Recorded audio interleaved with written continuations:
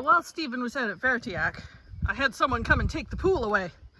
No, just kidding. We had this all planned out, but it was a pool we didn't really want to invest any money in. The previous owners had taken the pump, and the pool was in sort of middling shape. It's getting older, so we just donated it to a family.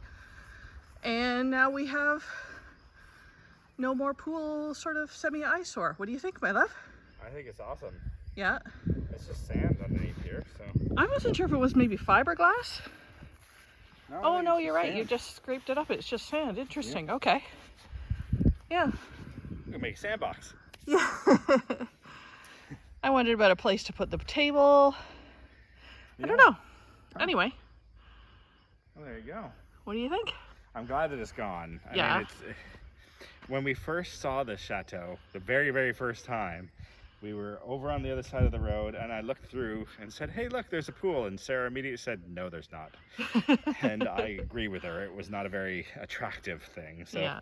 It's very nice to see it gone finally. Yeah. And, you know, we wish the family well. They had 2 little kids, so hopefully it works for them and brings them many hours of joy.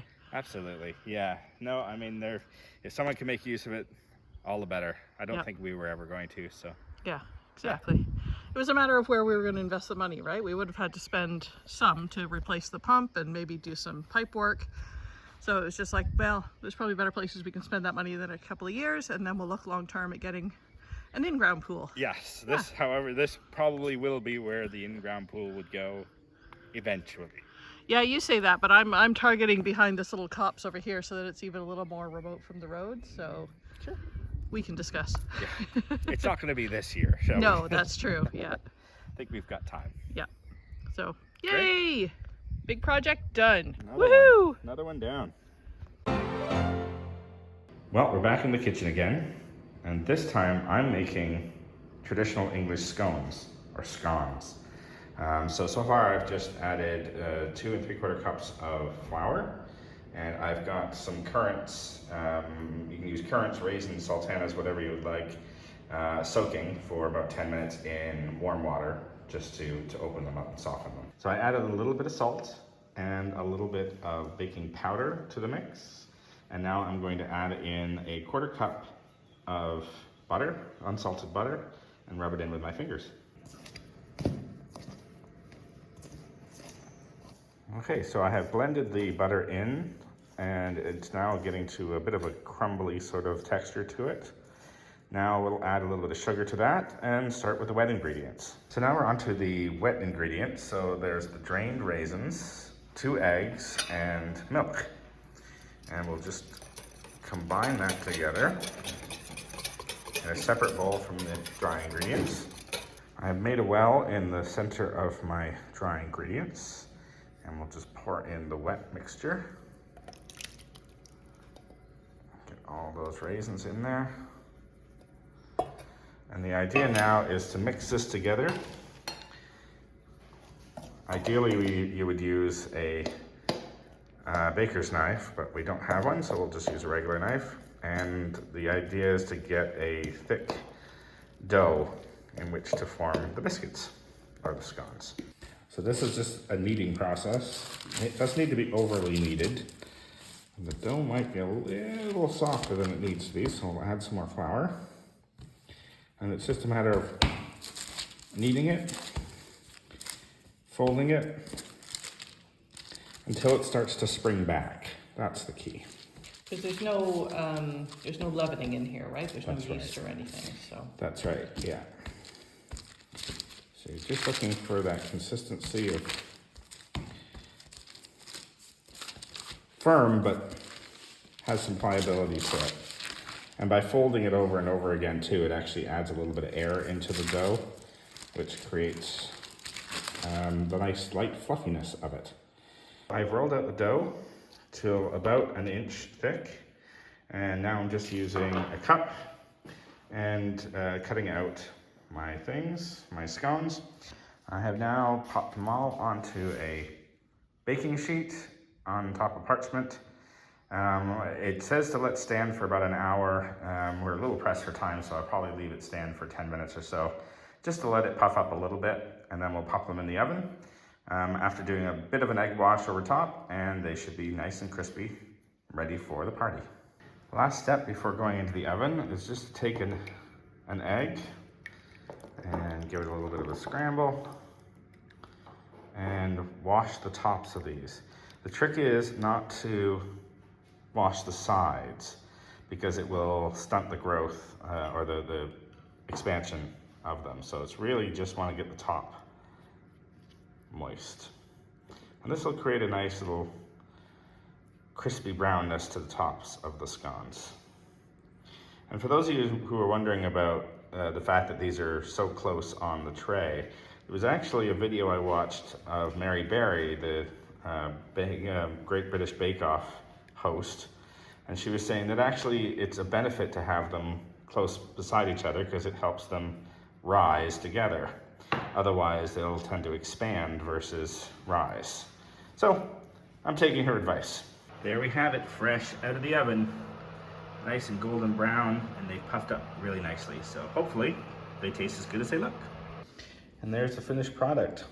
Nice and golden on the outside, and then nice and soft on the inside. Bit of butter, bit of cream, bit of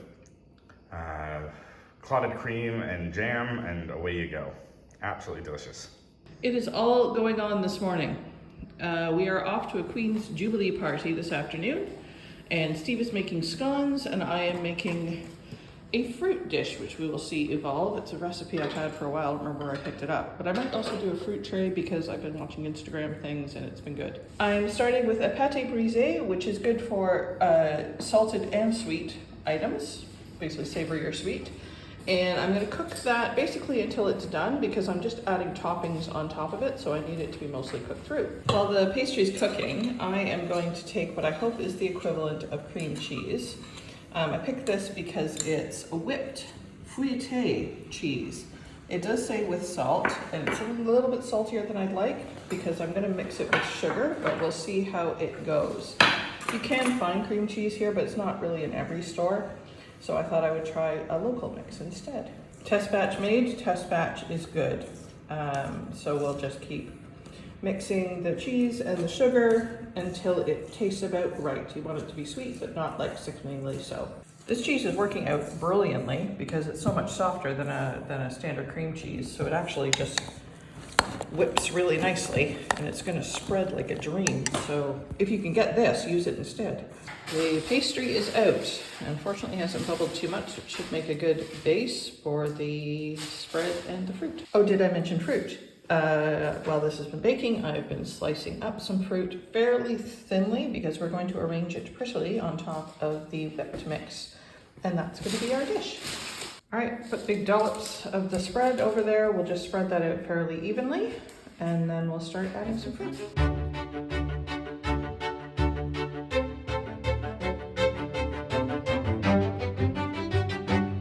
Here we go. I've done the melon and I've done kiwi and nectarine and strawberries. Obviously you can use any fruits you like, arranged prettily around there. And then we'll just pop that little guy right in the middle, finish it off. And there you go. There's a little fruit tray to take to the Jubilee, and I think that looks very festive. Since I've got some fruit left over, I am going to make up a little fruit tray to take with us, along with the scones and the fruit dish. So this was a little trick I saw at a high-end restaurant once, and we'll see if it works out. I've cut into the rind, and I'm leaving about 1/3 on this side, but I'm gonna take 2/3 off just around here. And then we just slice it, and you'll see how lovely that looks. We'll arrange this more thoroughly, but basically I've just put it in slices and staggered it alternately, and then that way you can just pick it up by the little bit of rind and nibble off the end. Delicious. Fruit tray is coming along, but I'm trying to make little kiwi strawberry kebabs, but darn, those things are slippery. I'm not sure I'd advise that. We'll see how they last. We made a little kiwi zigzags. We've got some nectarines going on. We'll keep adding on and see how this goes. Here's my last little fun tip for you. Everyone knows that citrus products kind of prevent apples and things from going brown, but sometimes if I have like a soda on hand, that's a lemon or citrus based, It just keeps it from being, you know, lemon bitter and still does the preservation. So I don't know if that's helpful, but there you go. Well, there's the final fruit tray. I've added some little banana melon kebabs. I've added some apple and nectarines. There's some kiwi interspersed in there. Some nice fresh strawberries from the Périgord. So hopefully everyone enjoys that. And I thought, just as a little pièce de résistance, I would just add one of the little roses from our garden on the end there. And there we go. Hopefully that's enough. We've been invited by friends of ours to a Jubilee garden party. Yep. So you saw us making some goodies, and we've got them packed in the car ready to go. And now we're going to head over to their house. And we've decided to, dress up for the occasion. Sarah in her absolutely lovely dress. My Welsh jersey on and the kilt. You know, I was going to go all Canadian, but I thought, I have Welsh roots. I grew up in a Canadian town. In a Scottish town in Canada. And we left a Scottish town in Canada, so. Yep. Going as half Scottish, half Welsh, all Canadian. Yep. All that. All of the above. All right, we'll see you guys later. Can you guys just look at the wonder that Kate has created here? I mean, that is fantastic. And we've done a bit of a potluck. Everyone's joined in. Wow, what a wonderful spread. The table has evolved with a delightful selection of British excellence. Jaffa cakes and whatever. Jaffa cakes, absolutely. Jaffa cakes with a twist.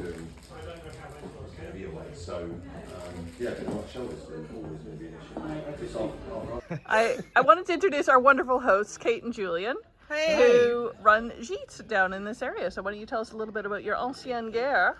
Yeah, ancienne Fantastic. gare. We have what used to be the hotel for the station in Thiviers before it closed down, and our gîtes were made out of what used to be the workshops here, so we absolutely adore them. They're full of character, and So we have sweet. a fabulous place here. They absolutely do. So Thank you. everybody got a website, and I'll plug it away for you. And, Absolutely. but thank you for hosting this wonderful garden party. You guys have a lovely property Very with lots subtle of Yeah, subtly British. yeah, Platinum very Jubilee subtle. celebrations Yeah. in the middle of France. With some very subtly British weather overhead, just, It had to pausing in rain. the rain. Yep. Well, thank you guys so much for having us. It's a pleasure. Cheers. To thank Brian and Nina, our volunteers, for doing such amazing work in the time they've been with us, we've been trying to take them out and show them a little bit of French culture. So we've taken them around to the market at Thiviers and shown them a thriving French market on a Saturday afternoon. And we also took them out to Brantôme, which is one of our favorite little cities nearby, and it's got an absolutely beautiful abbey that has connections to Charlemagne, and is starting to liven up now for the summer with little boat tours that run around and some of the restaurants opening up again. We also went into the caves the first time, which are pretty amazing. They figure they've been inhabited for about 10,000 years, but there's also religious carvings and pigeonniers and other evidence of habitation that have evolved over several millennia. We also took them down to Sarlat, which unfortunately I didn't get any video for you, but we will do that some other day because it is one of the prettiest towns in the Dordogne, and we hope you enjoy this little slice of French life as well.